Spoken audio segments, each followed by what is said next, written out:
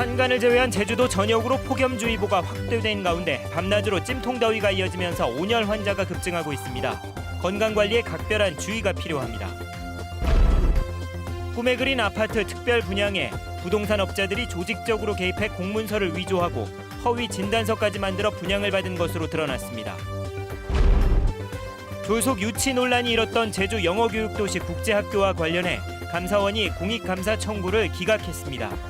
JDC는 의혹을 제기한 심의의원을 명예훼손 등으로 고소했습니다. 성산읍 세계마을 주민으로 구성된 제2공항 반대대책위원회는 제2공항 입지 선정 철회를 위해 조직적인 활동에 나서겠다고 밝혔습니다. 여러분 안녕하십니까? 뉴스데스크 제주입니다. 낮에는 폭염, 밤에는 열대야. 산간을 뺀 제주도 전역으로 폭염특보가 확대된 가운데 열사병 환자가 속출하고 있습니다. 다음 달 초까지 찜통더위와 열대야가 이어질 전망이어서 건강관리에 각별히 신경 쓰셔야겠습니다. 이소현 기자입니다. 공동주택의 기초를 다지는 작업이 한창입니다. 한낮 폭염 속에 가만히 서 있어도 땀이 흘러내리지만 인부들은 레미콘을 붓느라 쉴 틈이 없습니다. 더울 적에는 너무 머리가 아프고 어지럽고 이게 구역질 할 때도 있어요. 그럴 때는 이제 그늘 찾아서 좀 쉬고 물도 먹고. 그늘 한 점 없이 뜨거운 햇볕이 내리쬐는 이곳 공사장의 기온은 34도를 찍고 있습니다. 일주일 가까이 폭염주의보가 내려진 가운데 공사장이나 밭에서 일하던 사람들이 쓰러져 병원에 실려가기 일쑤입니다. 제주도 보건당국이 파악한 온열질 환자는 34명. 대부분 50대와 60대 이상 노인들입니다. 지난달과 이번 달 평균 기온이 평년보다 0.5도 가까이 높은 데다 폭염이 일찍 기승을 부리면서 온열 환자는 지난해 같은 기간에 비해 4배 이상 늘었습니다. 오전 11시에서 오후 2시까지 직사광선이 내리칠 때는 되도록이면 야외 작업, 야외 활동을 자제하시는 게 좋고 특히 또 수분 섭취는 많이 하시는 게 도움이 되고요. 제주 지방에는 다음 달 초까지 비 소식 없이 그야말로 한여름 찜통더위가 이어질 것으로 예상돼 건강관리에 각별히 유의해야 한다고 전문의들은 당부했습니다. MBC 뉴스 이소연입니다. 무더위가 이어지면서 최대 전력 수요가 사흘 만에 경신됐습니다. 전력거래소 제주지사에 따르면 오늘 오후 2시 제주 지역 전력 수요는 79만 7천 킬로와트로 지난 22일 기록한 76만 2천 킬로와트를 넘어섰습니다. 전력거래소는 올여름 제주 지역 최대 전력 수요가 81만 9천 킬로와트에 이를 것으로 예상되는 가운데 전력 공급 능력이 104만 7천 킬로와트로 예비 전력 22만 킬로와트를 확보하고 있다고 밝혔습니다. 고분양가의 사상 최고 경쟁률로 주목을 받았던 첨단 과학기술단지 한화 꿈에 그린 아파트 특별 분양이 비리로 얼룩졌습니다. 부동산 업자들이 청약 통장을 사들인 뒤 공문서를 위조하고 가짜 진단서까지 제출해서 분양을 받은 것으로 경찰 조사 결과 드러났습니다. 김항섭 기자가 보도합니다. 280대 1의 일반 분양 경쟁률을 기록했던 한화 꿈에 그린 아파트. 신혼부부와 다자녀 가정, 노부모 부양 가구에게 150세대를 특별 분양했습니다. 상대적으로 경쟁률이 낮은 특별 분양에 시세 차익을 노린 일명 떴다방 업자들이 조직적으로 개입한 것으로 드러났습니다.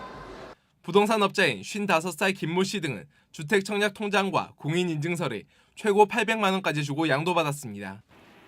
청약 배점을 높이기 위해 가족관계 증명서와 주민등록 등본 등을 위조하고 쌍둥이를 임신한 것처럼 허위 진단서를 만들어 제출하기도 했습니다. 부동산에서 하는 청약 통장 그런 정도만 생각하고 했었는데 이제 제 공인인증서를 가지고 이제 문서를 다 위조를 해서 신청을 했더라고요. 이들은 이 같은 수법으로 12세대를 신청해 9세대를 특별 분양받았습니다. 시세 차익을 노린 떴다방 관련자들에 의한 불법 행위가 제주도민에게 끼치는 악영향을 감안 부동산 투기 행위에 대하여 지속적으로 단속하도록 하겠습니다.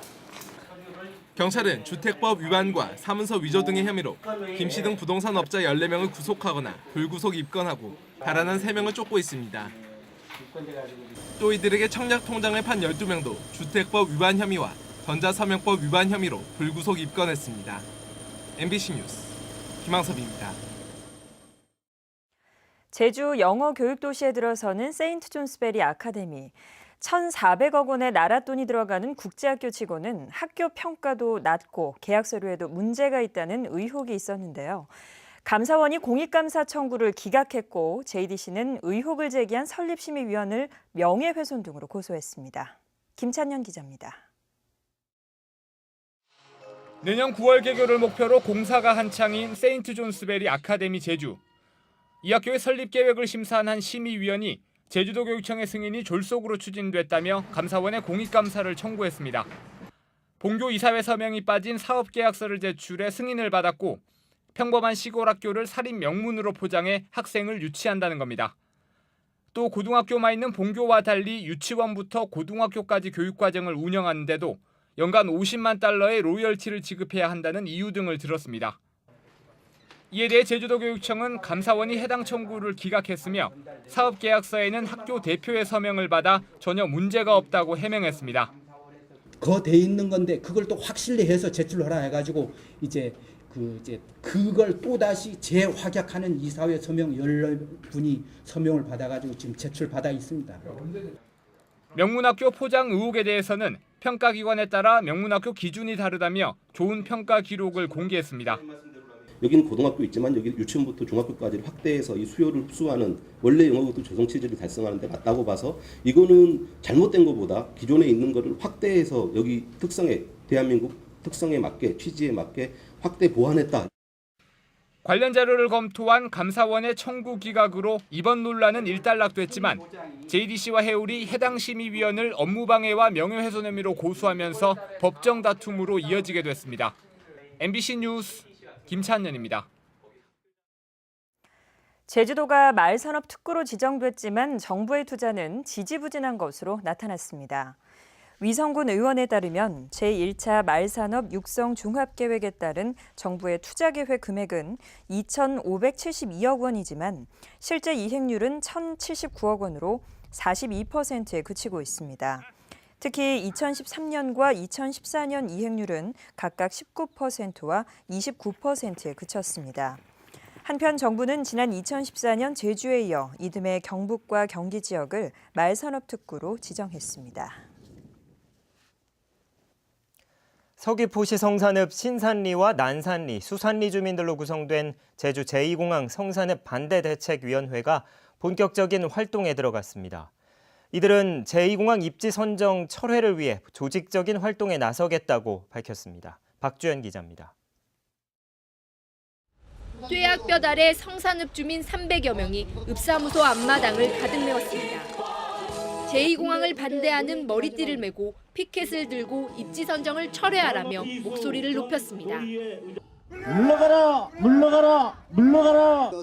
성산읍 신산리와 난산리, 수산리 등 3개 마을 주민으로 구성된 제2공항 반대대책위원회는 잘못된 절차와 부실한 용역으로 결정된 제2공항 입지는 원천무효라며 현재 진행 중인 예비타당성 조사를 중단할 것을 촉구했습니다. 처음부터 잘못 끼워진 단초는 제대로 다시 처음부터 끼워야 하는 것처럼 처음에 백지화 상태로 돌아가 동등한 입장에서 주민과 대화를 통해 입지를 재선정할 것을 당부드립니다. 자체적으로 반대대책위를 꾸린 온평리 주민과 제주도의회 의원, 시민단체 대표 등도 발대식에 참석해 힘을 보탰습니다. 같은 제주도민으로서 내부 세력으로서 끝까지 여정하고 같이 싸우겠습니다. 발대식이 끝난 뒤 주민들은 차량 150대에 나눠 타고 가두 시위를 벌이며 반대 운동을 지역 이기주의로 몰아붙여선 안 된다고 당부했습니다. 반대대책위가 국회 투쟁을 비롯한 반대 운동에 본격적으로 나설 방침이어서 제2공항 건설 논란은 앞으로 더 거세질 것으로 보입니다. MBC 뉴스 박주연입니다. 비상품 고당도 감귤의 상품 출하가 미뤄지게 됐습니다.